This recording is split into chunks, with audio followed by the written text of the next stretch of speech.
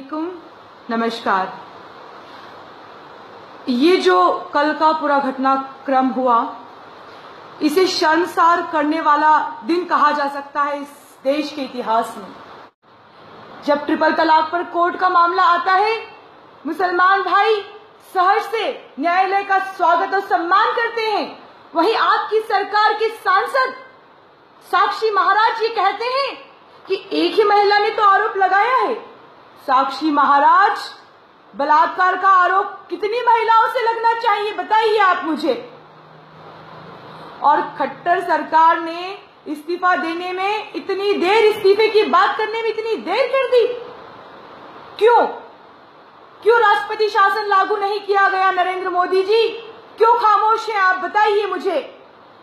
जिसे बाबा राम और रहीम कहा जा रहा है, जो कि बलात्कारी है, उसके साथ आपके सारे बड़े बड़े मंत्री और नेताओं की तस्वीरें दिखाई देती हैं। कैलाश विजयवर्गीय के साथ महाराष्ट्र की सरकार उसे एक स्पेशल आइकॉन की तरीके से उसका सम्मान करती है। आपकी सरकार बलात्कारियों का सम्मान कर रही है। क्यों? ये हिंसा कैसे भड़क गई? क्यों हमारा देश जल रहा है? 56 इंच की चौड़ी छाती, ये जो 56 इंच की चौड़ी छाती की आप बात करते हैं, क्या यही 56 इंच की चौड़ी छाती है? नरेंद्र मोदी जी जवाब दीजिए आप मुझे। कुल मिलाकर जो घटना पंचकूला में घटित हुई है, ये हिंदुस्तान के इतिहास में काले अक्षरों में लिखी जाने वाली घटना है। मेरी रूह कांप गई। कल रात भर में करवटें बदलती रही ये सोचकर कि न्यायालय में जब फैसले की घड़ी थी और सरकार को क्या एहसास नहीं था कि किस तरीके का आतंक मचाया जा सकता है। हमने मीडिया की गाड़ियों को जलते हुए देखा, हमने मीडिया के भाइयों को लहूलुहान होते देखा। ये सरकार सिर्फ मजलूमों पर, मुसलमानों पर और दलितों पर अत्याचार नहीं कर रही, बल्कि अब लोकतंत्र के चौथे स्तंभ पर भी इसने हमले करना शुरू कर दिए हैं। मेरे भाइयों, अब हमें सोचना पड़ेगा, सोचने की जरूरत है कि एक बलात्कारी को बचाने के लिए क्यों?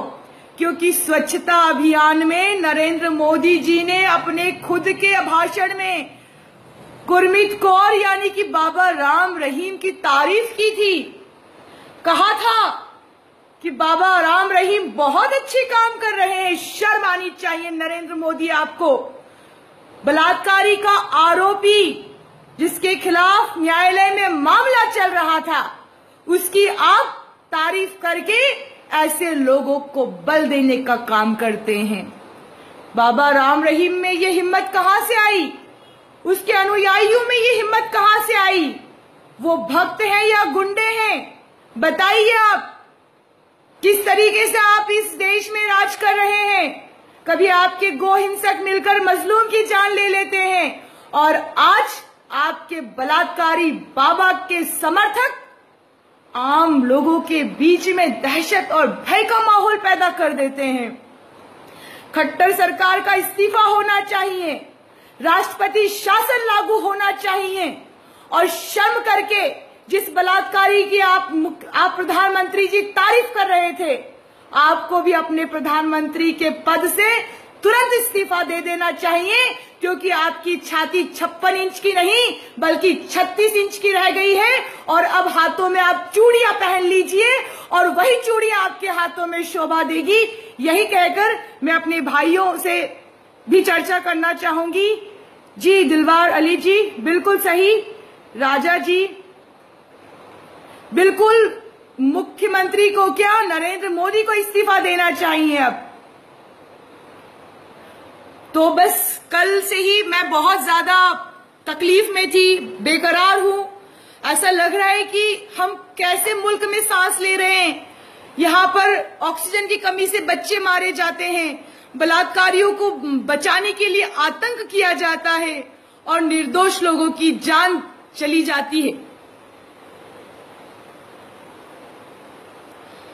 तो बस आपके माध्यम से यही गुजारिश करती हूं कि मेरी आवाज कोने कोने तक पहुंचा दो कि नरेंद्र मोदी की छाती 56 इंच की नहीं बल्कि 36 इंच की हो चुकी है और उन्हें चूड़ियां पहन लेनी चाहिए, इस्तीफा दे देना चाहिए।